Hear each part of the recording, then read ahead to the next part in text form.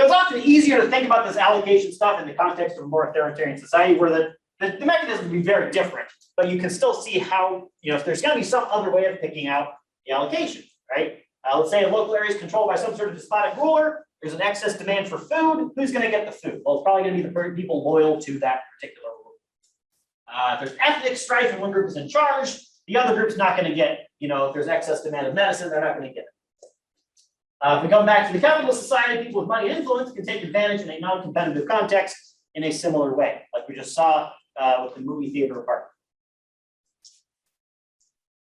And the problem with this is not necessarily that it's like unfair, right? We could call it unfair, but again, we're not talking about fairness here. The problem is that it means that the policy might not be achieving its actual goal, right? If the goal is to get apartments into the hands of people who do not have a lot of money, then this is not an example of that happening. And that's what the model suggests is going to happen with some regularity, right? Because you have an excess demand, you have to pick some other way of allocating that stuff, and who is going to be the one who picks the process that actually puts the apartments in the hands of people who need them? And if those not the right people picking that process, then you're going to end up with, the incentives suggest you're going to find some other way to get paid. Like, hey, I know Mia Farrow because I rent to them, right?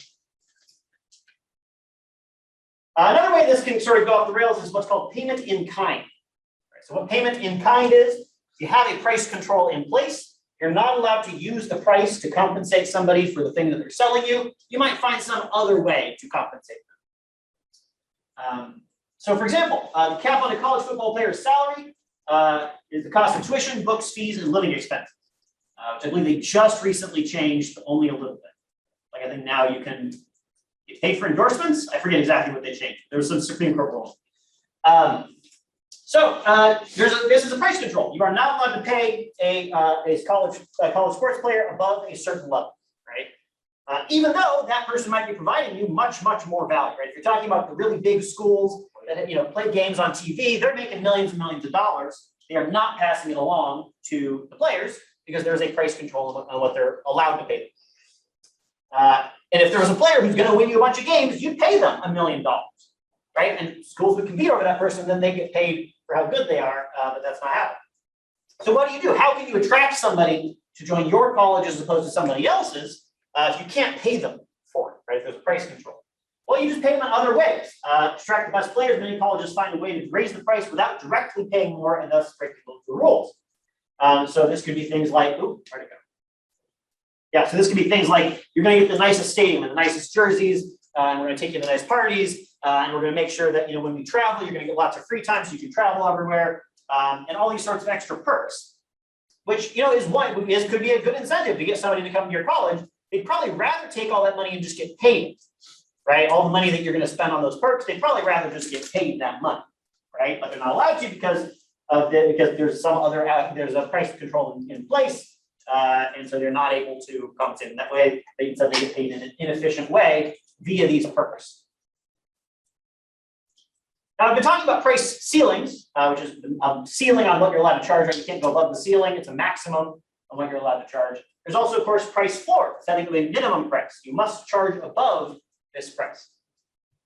And so we get similar problems for price floors. So we get inefficient allocation among sellers. So what do I mean by that? So on the buyer side, when we talk about price ceilings, I talked about who's going to get the stuff, right? Probably not going to be the people who need it the most, because it's going to be some other allocation mechanism. And so we get up with, the same problem happens on the seller side. If you have a price floor where you're not allowed to charge lower, well, who's going to end up being the one who produces? Right? It might not be the most efficient producer. It might be somebody who's not as good and yet is able to compete still because other people are not allowed to compete against them by charging less.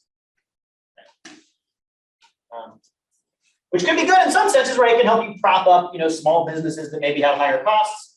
But it does mean that you're going to be using more resources to produce the same stuff, right? You're not taking advantage of whoever figures out the most efficient production process.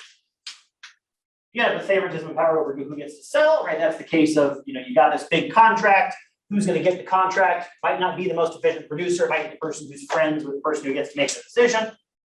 You also get something called inefficiently high quality, which sounds strange, but let me tell you what it means. Do I have this on this slide? I don't. Weird. I must have got rid of that slide. So what is inefficiently high quality? How is it possible for quality to be too inefficiently high? Well, quality costs money, right? It costs, generally, you're talking, the more high quality something is, the more expensive it is going to be, not just in price, but also in production costs, right? You got to pay more for the good stuff. Which means that there's a trade-off, right? Yeah, higher quality is great, but it costs more to produce.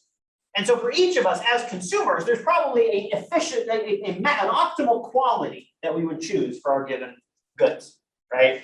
So let's say, I really like nice chocolate, so I want the high quality chocolate, I'm willing to pay for that. But I don't particularly care how good a pizza is. So I would prefer the cheap, not so good pizza, right? These are examples, I love a good pizza.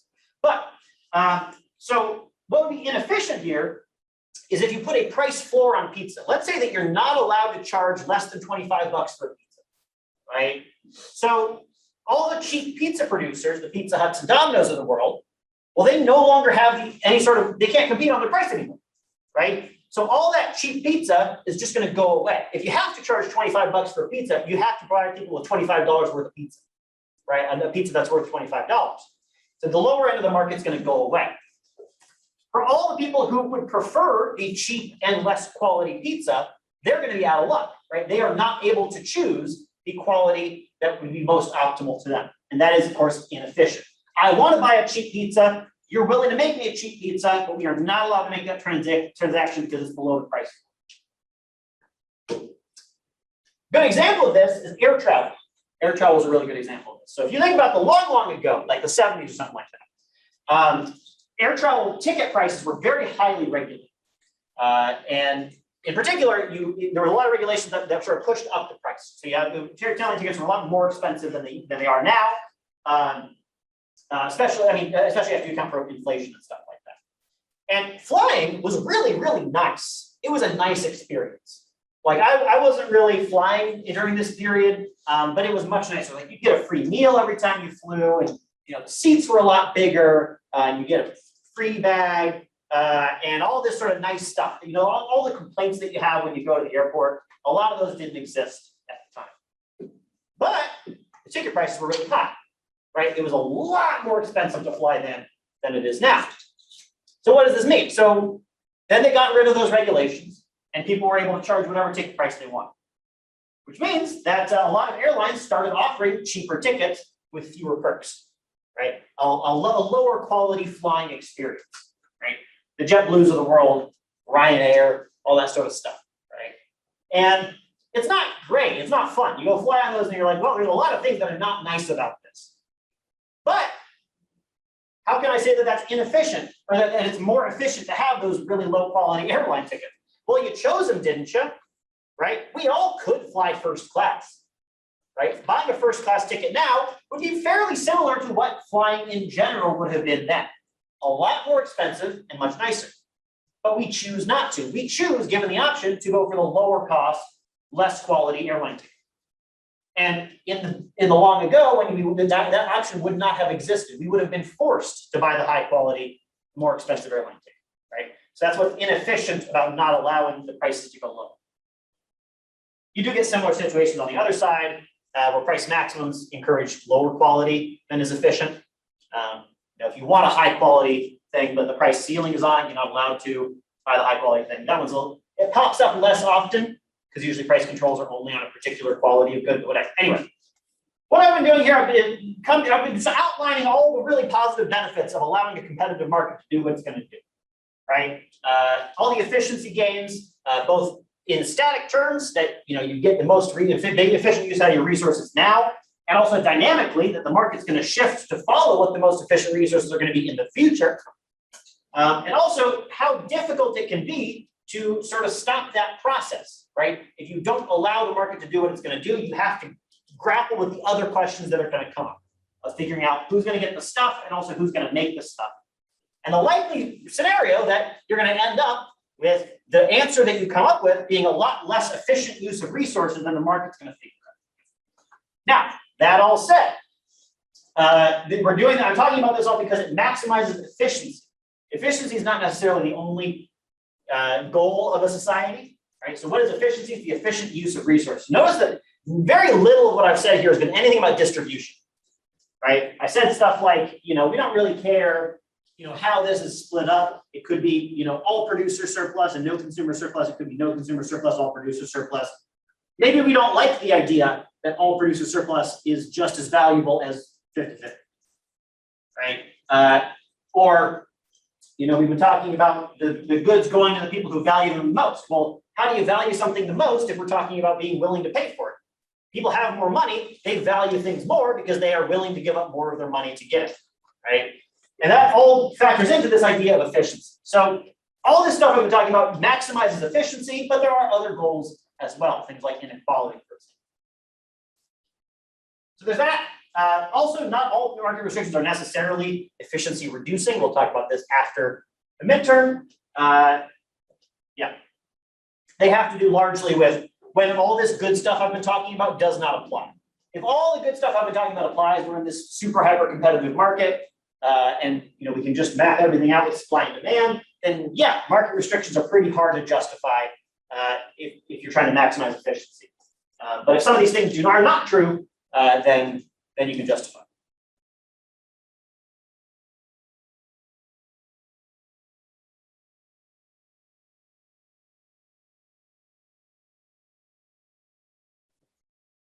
All right.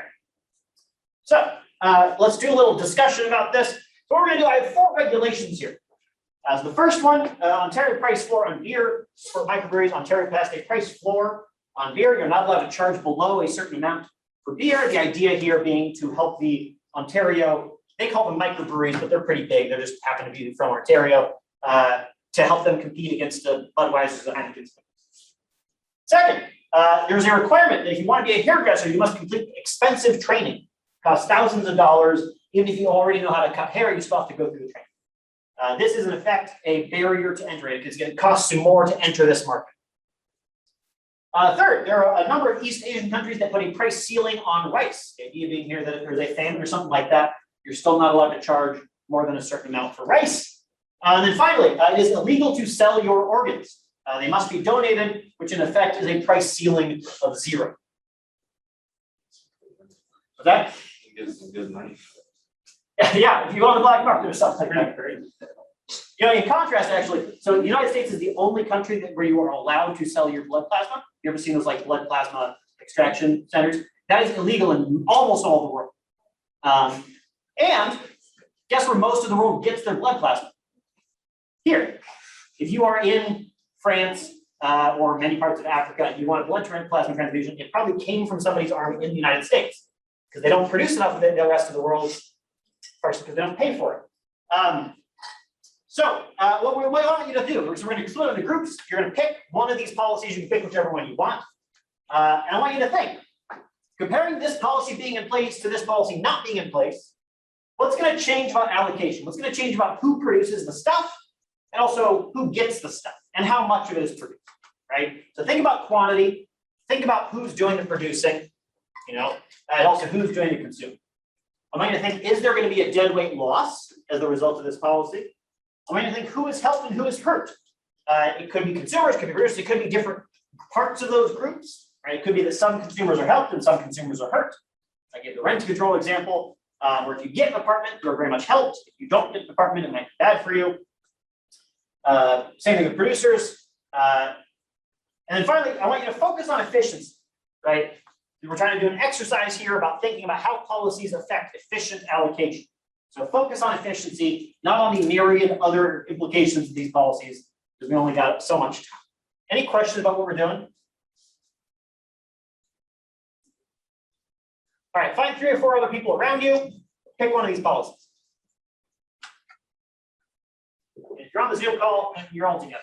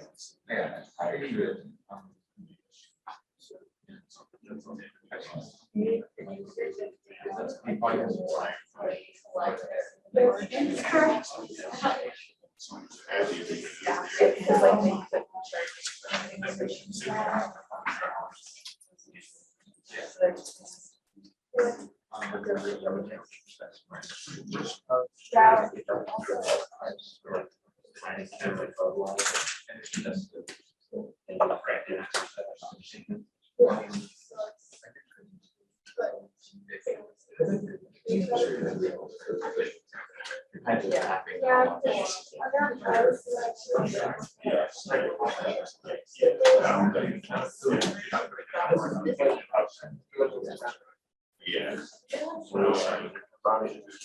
Oh, I'm fine with that.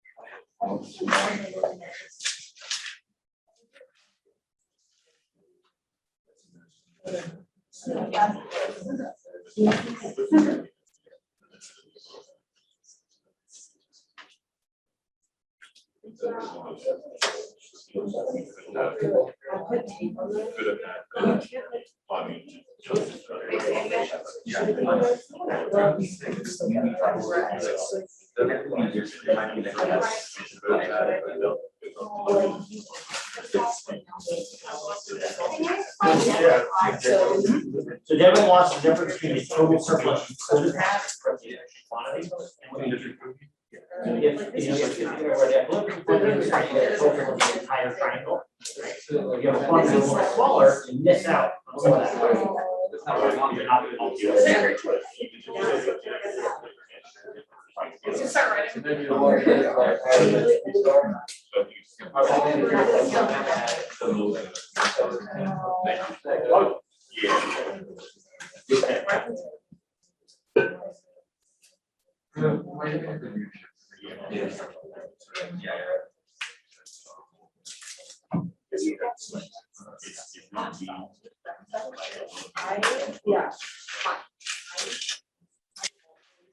I'm realizing I left the worksheet sitting in the printer, so I'm gonna go grab that real quick.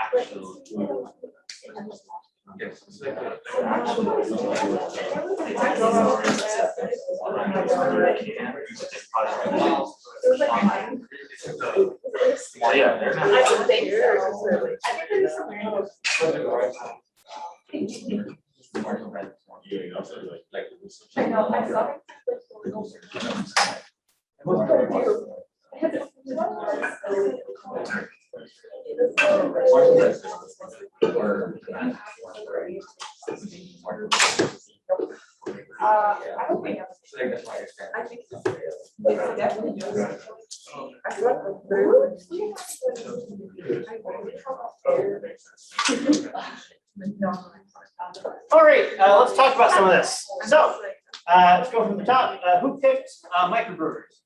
Anybody? Yes. All right. So what do you think? You said that for the first part that it would change mainly probably like what beers they're consuming if it's at the price minimum or the price floor, but that probably may not change production a whole ton. I don't know. All right. So I guess so the way in which we might think it wouldn't change production is that if the price of beer goes up, people don't want to buy less beer.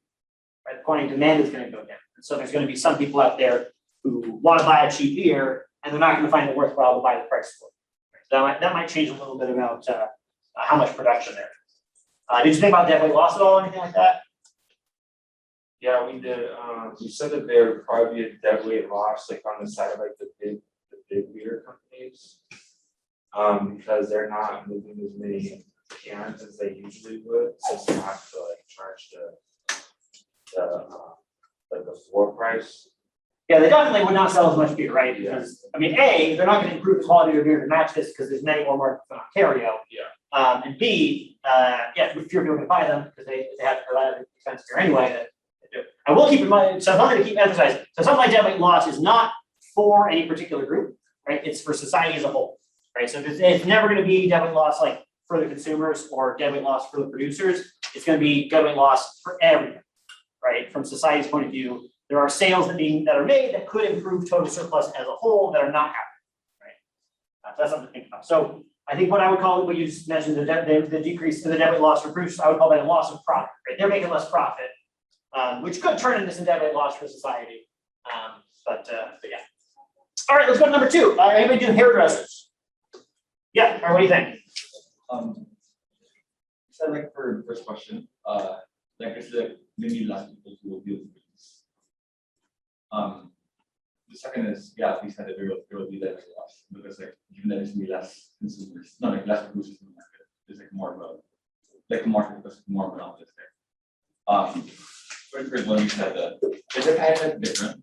So in terms of who's farmed, it's like more consumers but like less less amount of money, and potential producers. The ones that will benefit are current producers because they have the ability to charge more. And I don't understand, but like more like luxury consumers. Like, yeah, and yeah, I think so. Yeah, exactly. You get less competition in the market because there are some people out there who would be great hairdressers but are not going to be able to, or not able to, or not want to afford all the training, right? This is probably going to benefit people who do have the training because they're going to have less competition. They can charge higher prices, which then the consumers would have to pay. All right, anybody do rice? All right, what do you think? Or did you guys also do rice? Okay, well, we'll hear what you about that. We thought that as far as allocation, like there would be more producers because it'd be more common. But you'd also have like local sellers because anyone can really get rid of money and sell it. And then as far as consumers go, we have a lot of consumers, but they will be probably a lower class because it's cheaper and it would be very accessible to them. And then deadweight loss, we have more consumers who are less producers. As far as who's helping consumers for sure, and then producers slightly, but it's only if they're kind of a big traffic. So that's Okay, then what do you guys think? We're just saying that like, I think case like you were saying, like in a famine or something like that, that demand curve would like shift a lot. So at some point that price is gonna keep going up and up until it hits that ceiling. And then it's gonna be like with the rent where you have like an excess demand and then you have a deadweight loss. If you got consumers that are willing to get the rice, but like the producers aren't producing it. So we're gonna have that the consumers that want it but can't get it. And then, so producers would be hurting, but the consumers who can get the rice would be benefiting from it. Yeah, so yeah, consumers definitely get help if they can get the rice. If it turns out that the price ceiling is at a certain point where suppliers are not going to want to provide all the rice that people want to buy, then there could be a problem. You can end up with excess demand. Some people might not be able to find any rice at all, and then that would not be good for them.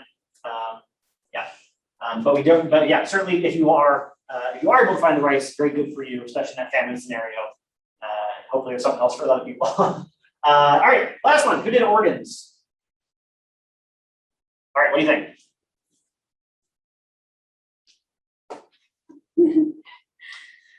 We just said that there would be an increase in both producers and consumers, and both of the consumers and producers are helped because they're selling organs, which means they're getting money, and then the consumers are getting the organs which they need. And possible deadly loss might be like medical industries or like surgical, where they're not getting the actually being able to do surgery for organs and stuff. Yeah, so the making it illegal means there's probably going to be fewer people willing to provide. Like obviously some people are willing to donate their organs at no cost. Probably fewer than would be willing to if they were being paid. Just sort of what we see with the blood plasma example. Yeah, and this is actually an interesting case because it is one where we end up with the in-kind payment that I mentioned for the football players, right? So you actually can you can't get paid for an organ, you can trade it for another organ. So there's actually a whole network of organ donation where if you, let's say that your spouse needs a kidney and you're not a match for them, so you can't donate your kidney to them, but you can trade your kidney to somebody else who needs a kidney and that their spouse matches your spouse. Like if there's like a cross match, you can trade kidneys, and that is a form of in-kind payment, right? You're not getting paid money, but you are getting some sort of compensation. And I'm not donating for free, I'm donating for my spouse to get a kidney. And it can go further than two people. Like they have software now that can do chains of like, you're not a match with me and I'm not a match with you, but like I'm a match with this person and they're a match with that person, and they're a match with that person. Oh, and now I found one for me. And that's something that was designed by the economist Alvin Roth, who won the 2013 Nobel Prize. Yeah, anyway, all right. Any questions about any of this? All right, let's do some midterm practice. I actually have 2 worksheets here, but I think this one I'll just send you home with if you want some more practice for the material we did today. This one is more just general.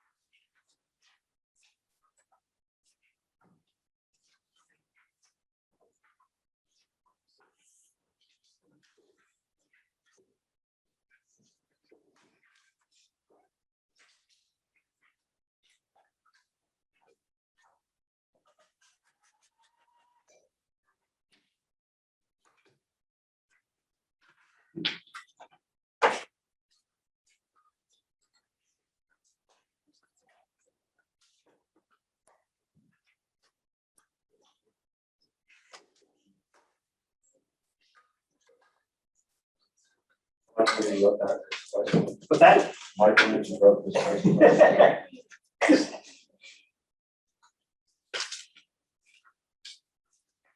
Well, I have at least a little insight into this. I am a social scientist.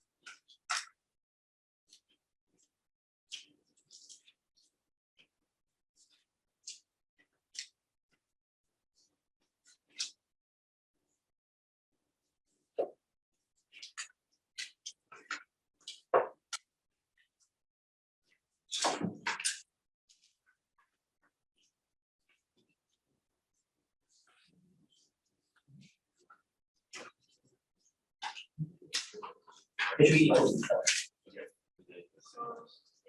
Yeah, go until they're equal. Technically, when you're doing round numbers like that, it doesn't make a difference, but we're gonna make them equal because then we're not with round numbers. That's the answer. So that's the answer of both scenarios and mine.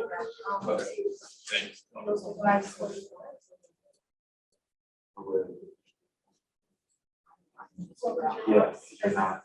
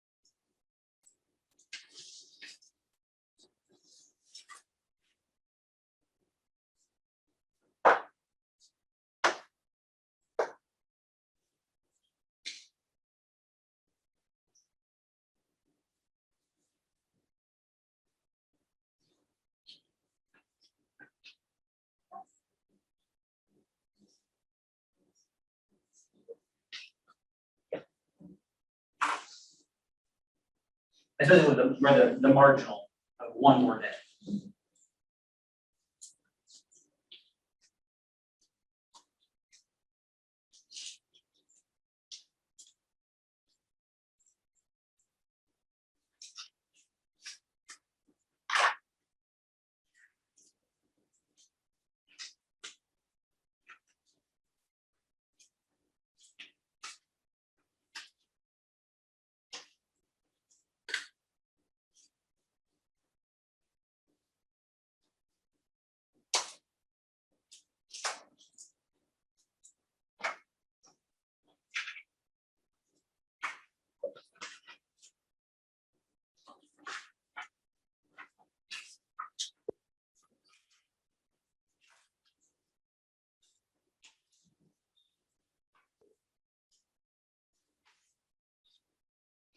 Just a quick interruption, sorry, because I started creating the second question. And remember, the common mistake people make when maximizing the profit on the graph here. Where the bottom line goes, right, the average cost line of our profit box, is always going to come from where quantity meets average cost. It's not going to come from here. A lot of people will draw it like here. Yes, the only place where this intersection pops up is for the zero profit line. This is going to be bottom of our profit.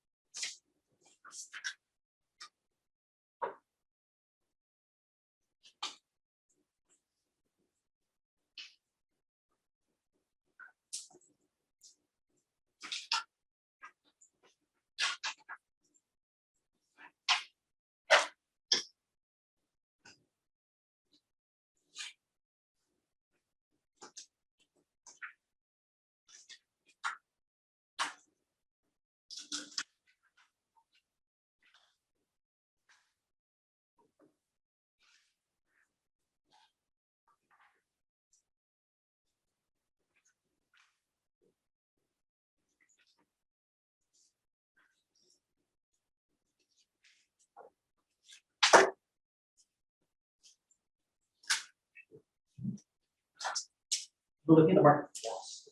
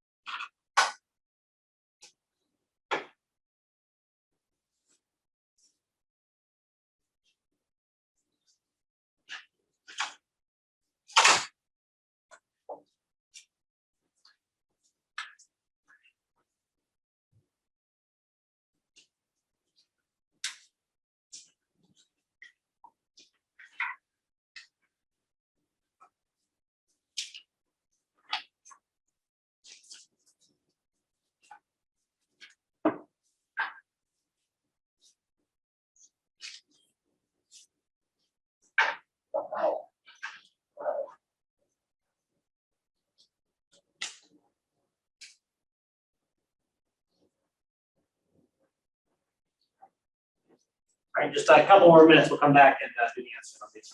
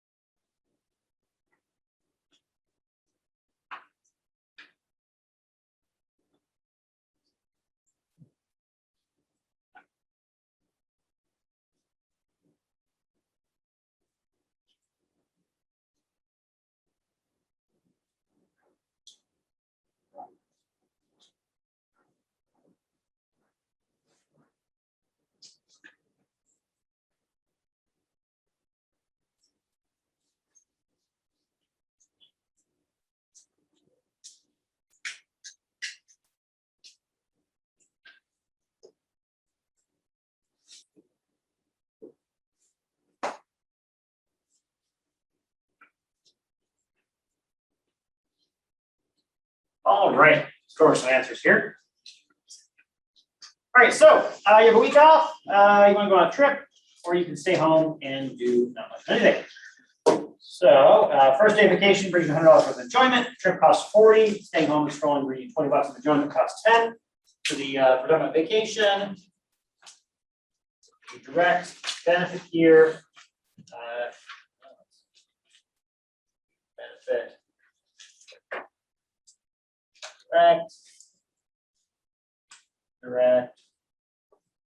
direct benefit is the $100 of enjoyment that you would get from the trip. The direct cost is going to be the $40 that costs to go on the trip. The indirect benefit is going to be the fact that you would not have to pay the $10 of takeout or whatever it is. The indirect cost would be you don't get the $20 enjoyment of staying home. Then what is the economic surplus associated with this? So we want to draw all the benefits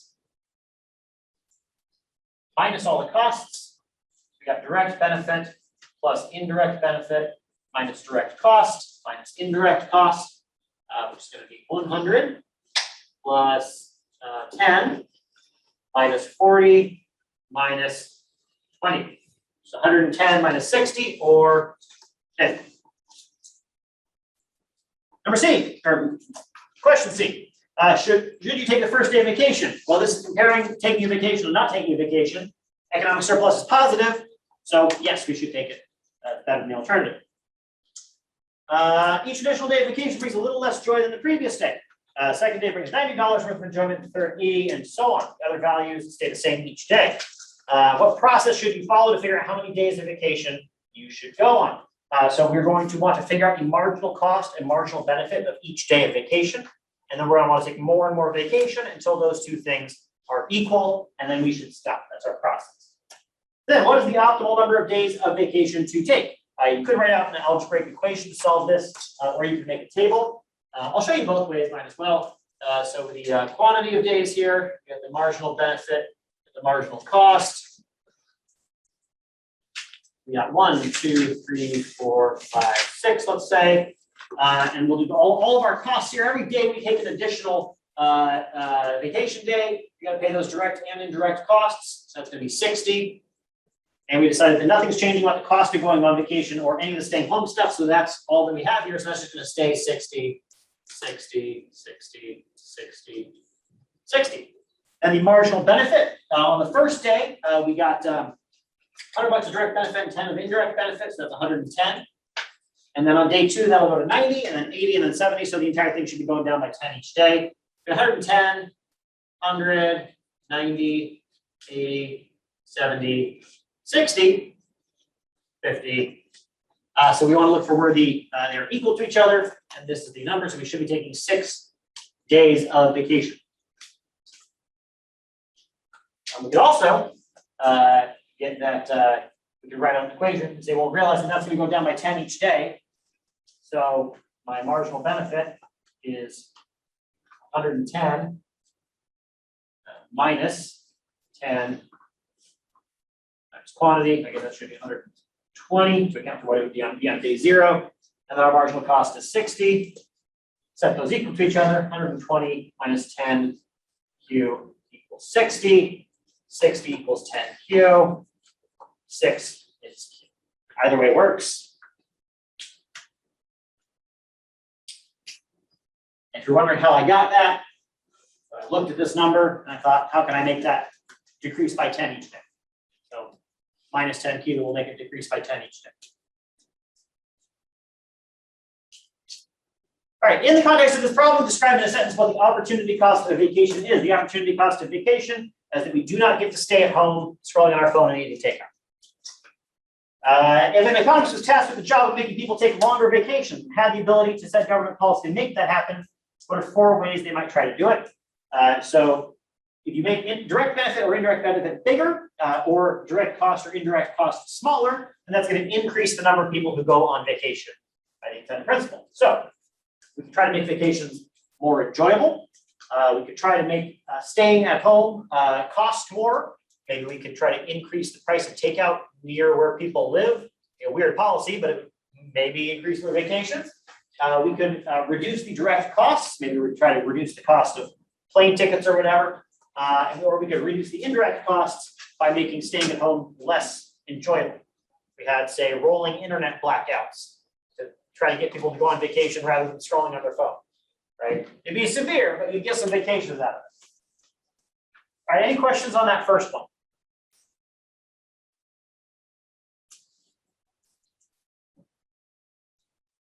Office of Vacations has ordered rolling internet blackouts in residential areas. All right, next we have some supply and demand stuff for dental floss.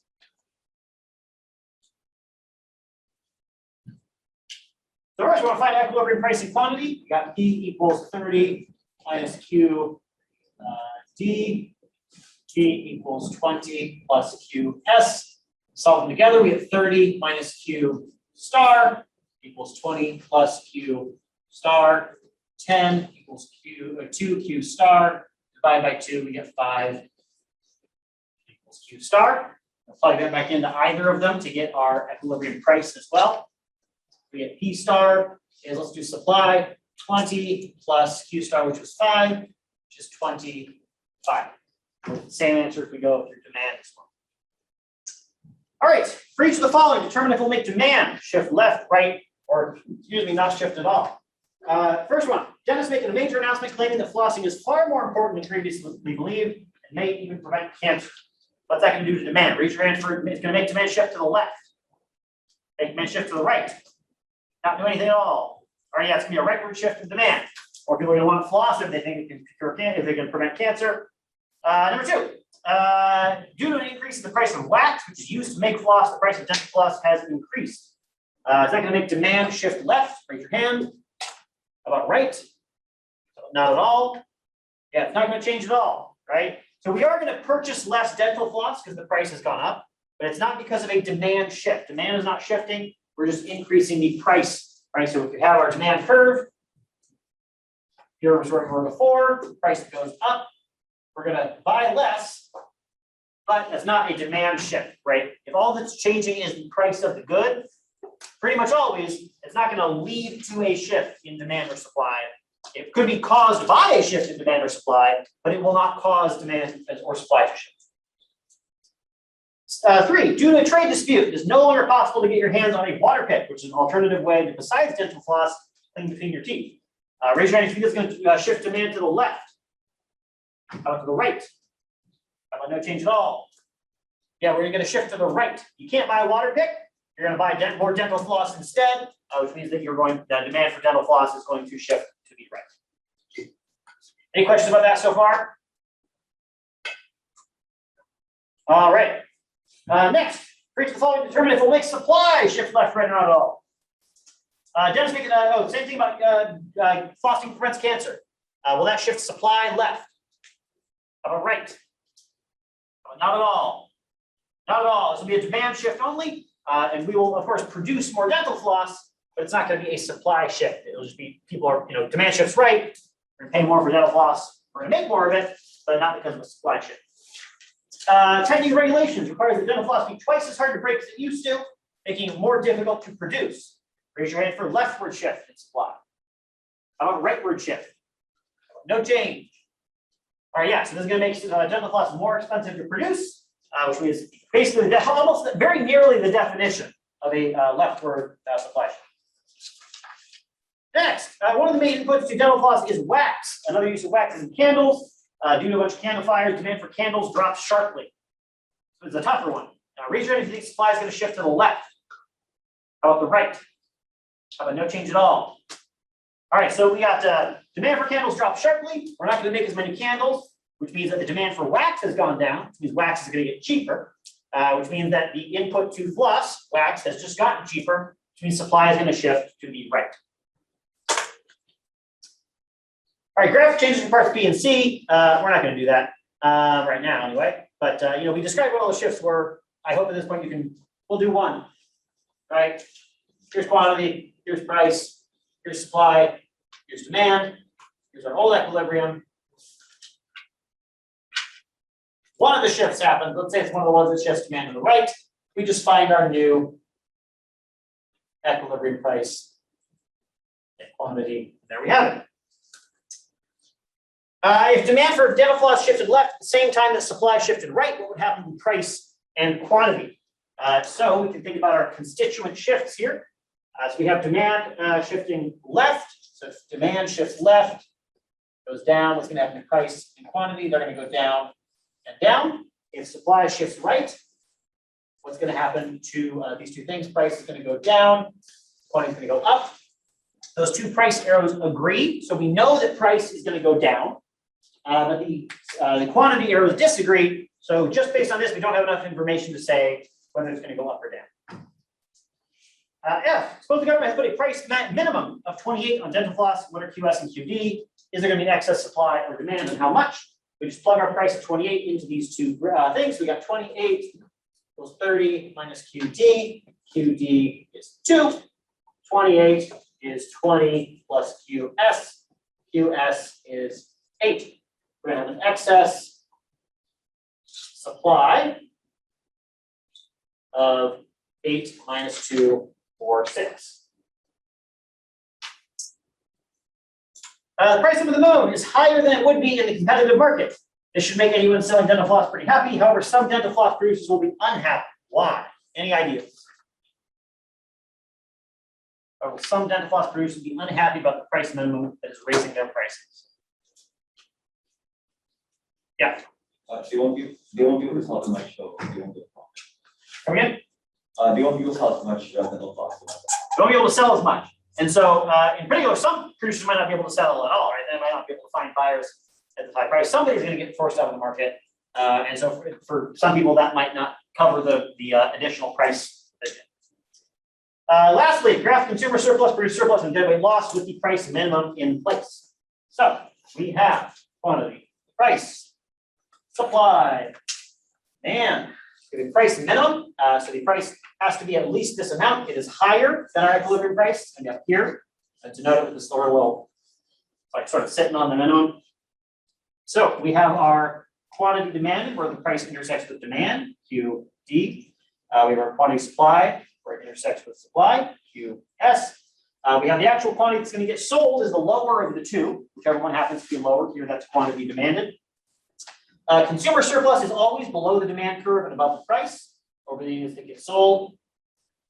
Producer surplus is always below the price and above the supply curve, touching the supply curve for the units that get sold. So we have producer surplus here, and it stops right here at the edge. And then our deadweight loss is the surplus that we could have had but don't. In the fully equilibrium market, we go all the way to that intersection and then back, that whole big triangle. But here, because we stop at the quantity demanded, we do not get this area in here. So this is the dead weight loss in there. All right, any questions about question 2?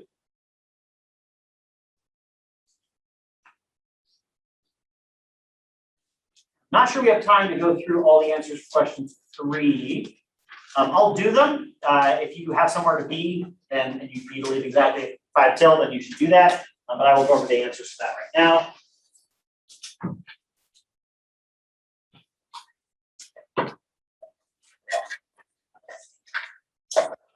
Okay, let's do it.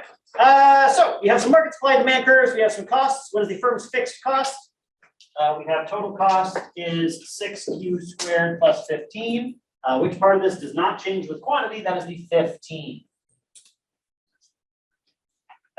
Describe something the fixed cost might represent for this horse ride firm. That might represent, say, getting a pasture to ride around on your horses on. Because you're gonna have to pay that whether anybody's showing up for your horse rides or not. What is the firm's variable cost? Well, that's the fixed cost 15. Here's the variable cost that is left over. Variable cost is 6q squared. Describe something the fixed cost might represent for this, or I should say variable cost. Describe something the variable cost might represent for this horse ride firm. That might be things like, taking tickets or feeding the horses. The more rides the horses give, the more they got to eat. The more horses you got to get, so the number of horses that you have would all be variable costs. What is the demand curve faced by this individual firm? So to figure that out, we've got to figure out what the market price is. We can solve the market curves out together. So we get 40 plus 2q squared equals 70 minus q squared. 3q squared is 30. Q squared is 10. By the way, you probably have noticed by this point, pretty much all the answers in this class are nice round numbers. I do that on purpose. If you've gotten some super weird number, that doesn't necessarily mean you got it wrong, but you probably got it wrong. If it's any weirder than like 0.5 or like 0.25, like that's about as weird as it gets. Okay. And then the price, which is price equals, let's say 70 minus Q, which is 10, or 60. So our demand curve is basically just price equals 60. You can't get around that. That is the demand curve faced by the individual firm. Graph the marginal cost and average cost curves. Make sure they intersect the minimum point of average cost. I will grade down on that. I've noticed in the homeworks there are a lot of people who are not doing that. Like, it doesn't have to be like mathematically exactly precise, but I shouldn't be able to prove to you that you haven't done it.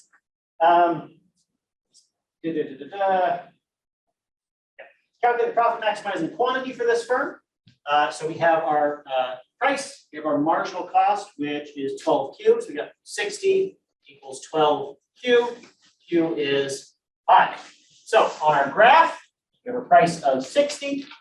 Find where that intersects with marginal cost. That gives us our quantity of 5. Calculate the first profit. So average cost is 6Q squared plus 15 over Q. So we got 6Q squared over Q plus 15 over Q. That cancels out. So we get 6Q plus 15 over Q. Great. Plug in our 5. We get average cost is 6 times 5 plus 15 over 5, which is 30 plus 3, or 33. So graphically, pay attention, people who mess this one up a lot. I take the quantity, I'm going to plug it into average cost. That is the bottom right corner of our box. And follow it over. You know how I can tell if you didn't put the minimum at the point? If this is inside of your box, you've done it wrong. It should be outside of your box and below. At this point, where marginal cost and average cost cross. That's our average cost of 33. And then our profit is quantity, which is 5 times price, which was 60, minus 33, which is our average cost. 5 times 27, which I'm not going to calculate out right now, but that's what it is. How does your answer in part H tell you where to draw the demand curve the firm faces? Well, we have a positive profit, and so it should be above the average cost, right? If we draw the price down here, we would be drawing a loss. But we didn't make a loss, we made a profit, so it should be positive. Go back and then graph all the stuff, we did that. What's going to happen next? We have a positive profit, so more people are going to come in and compete, which is going to drive prices down, drive profits down, and in the long run, the profit will always be 0. Any very quick questions about that? Yeah. What was the one with 27 for? Like, So that is price minus average cost. So here's the price of 60, here's the average cost 33, 27 is the difference.